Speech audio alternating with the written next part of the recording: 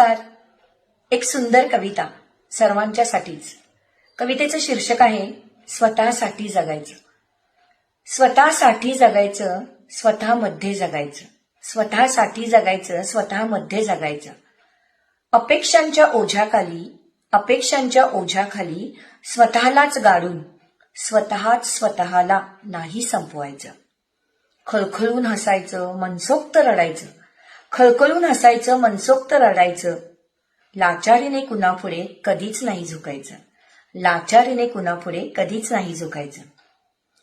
नाही घेतलं समजून कोणी, नाही घेतलं समजून कोणी, नाही घेतलं उमजून कोणी, नाही घेतलं समजून कोणी, नाही घेतलं उमजून कोणी.